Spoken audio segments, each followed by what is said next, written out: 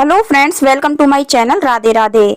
आज मैं आपके साथ में शेयर कर रही हूँ ऋषि पंचमी की सरल पूजा विधि। फ्रेंड्स, ऋषि पंचमी के दिन सप्तऋषियों की पूजा की जाती है, साथ में अरुंधति माता की भी पूजा की जाती है। ऋषि पंचमी की पूजा करने के लिए सबसे पहले हम ऋषि बना लेंगे। फ्रेंड्स, आप चाहे तो यह सप्तऋषि मिट्टी से बना सकते हैं, नहीं तो आप सुपारी ले लें, उनको सप्तऋषि का रूप मान करके उनकी पूजा कर सकते हैं। उसके लिए आपको 7 सुपारियों की आवश्यकता पड़ेगी।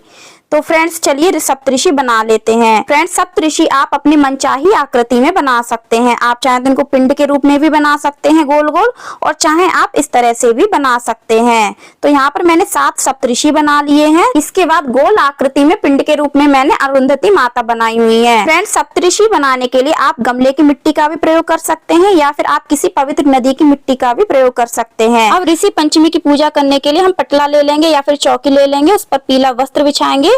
आप सफेद वस्त्र भी बिछा सकते हैं। फ्रेंड्स, ऋषि पंचमी का व्रत हम महिलाएं अपने मासिक धर्म में जब हम पूजा नहीं कर पाते हैं तो हमें कुछ दोष लग जाते हैं या फिर हमसे कुछ गलतियां हो जाती हैं, उनसे छुटकारा पाने के लिए ऋषि पंचमी का व्रत किया जाता है। इस कारण से सभी महिलाओं को ऋषि पंचमी का व्रत करना चाहिए। फ्रेंड्स, ऋषि पंचमी व्रत में एक ही टाइम भोजन किया जाता है, चाहे आप सुबह के समय भोजन करें या फिर शाम के समय। और इस व्रत में दूध, दही या फिर हल से जुटी हुई चीजों को ग्रहण नहीं किया जाता है। अब हमने सभी ऋषियों को तिलों का आसन देकर के चौकी पर विराजित कर लिया है। इसके साथ में हमने अरुंधति माता को भी विराजित कर लिया है।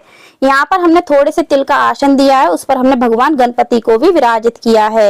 अब हम दीप प्रज्वलित करेंगे तो दीपक को भी हम तिलों का आसन देंगे। फ्रेंड्स, इस पूजा में हम अक्षत का प्रयोग नहीं करेंगे, क्योंकि अक्षत हल से जोते जाते हैं। तो यहाँ पर अब हम सबसे पहले भगवान गणपति का पूजन करेंगे। भगवान गणपति का पूजन हम रोली से करेंगे, तिल अर्पित करेंगे, वस्त्र रूपी मौली अर्पित करेंगे, पुष्प अर्पित करेंगे। इसके बाद हम सप्तऋषियों का पूजन करेंगे। फ्रेंड्स, सप्तऋषि का पूजन पीले चंदन से किया जाएगा। आप सफेद चंदन से भी उनका पूजन कर सकते हैं।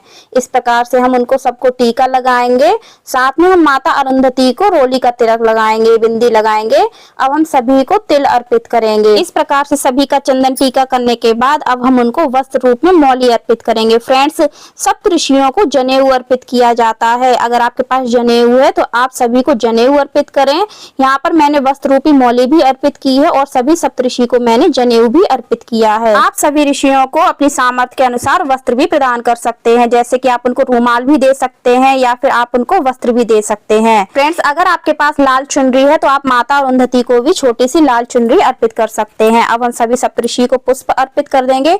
पुष्प आपको जो भी मिल जाते हैं इस पूजा में अर्पित कर सकते हैं। अगर आपको पुष्प नहीं मिल पाते हैं तो आप बिना पुष्प के भी यह पूजा कर सकते हैं।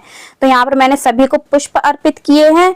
अब हम माता अरुंधति को कुछ श्रृंगार की सामग्री अर्पित करेंगे। तो आपके पास जो भी श्रृंगार की सामग्री है, 5, 7, 1 या फिर 2, आप माता अरुंधति को थोड़ी सी श्रृंगार की सामग्री जरूर अर्पित करें। इसके बाद हम सभी सप्तऋषि को दक्षिणा अर्पित करेंगे। आप चाहे तो सभी को अलग अलग दक्षिणा अर्पित कर सकते हैं, नहीं तो आप एक ही दक्षिणा सभी सप्तऋषियों को अर्पित कर सकते हैं। इसके साथ ही हम सभी सप्तऋषि को भोग अर्पित करेंगे। तो हम उनको मेवा का भोग लगाएंगे। फ्रेंड्स, हम उनको मिठाई का भी भोग लगा सकते हैं, लेकिन ध्यान रखें कि मिठाई हमको स्वयं ग्रहण नहीं करनी है। इसके बाद हमने उनको फलों का भोग लगाया है। फ्रेंड्स, ऋषि पंचमी व्रत में आप मेवा खा सकते हैं, फल खा सकते हैं। इसके अलावा जो भी चीजें हल से जुटी ना हो और दूध या फिर दही से ना बनी हो, ऐसी चीजें आप खा सकते हैं। अब हम हाथ में थोड़े से तिल और पुष्प ले लेंगे। ऋषि पंचमी व्रत की कथा पढ़ लेंगे या फिर आप सुन भी सकते हैं। कथा हो जाने के बाद हम तिल और पुष्प सभी ऋषियों के चरणों में समर्पित कर देंगे। फ्रेंड्स, चाहे हमारा कोई भी व्रत हो, हमें कथा जरूर पढ़नी चाहिए। इसके बाद ही हमारा व्रत पूर्ण माना जाता है। अब हम कपूर आरती करेंगे। सबसे पहले हम भगवान गणपति की आरती करेंगे, उसके बाद हम सप्तऋषियों की आरती करेंगे।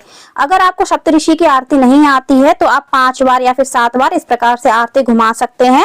यह भी हमारी आरती मानी जाती है। आरती हो जाने के बाद हम आरती के चारों ओर जल घुमाएंगे और सभी को हम आरती प्रदान करेंगे। इसके साथ ही हम स्वयं भी आरती ग्रहण कर लेंगे। अपने परिवार के सभी सदस्यों को आरती प्रदान कर देंगे। अब हम सभी के चरण स्पर्श कर लेंगे। पूजा में हमसे जो भी भूल चूक हुई हो या फिर हमसे जो भी कमी रह गई हो, उसके लिए हम क्षमा याचना करेंगे और हम अपने घर परिवार की सुख समृद्धि की कामना करेंगे। फ्रेंड्स, उम्मीद करती हूँ आपको हमारा यह छोटा सा वीडियो अच्छा लगा होगा। वीडियो आपको कैसा लगा कमेंट करके जरूर बताना।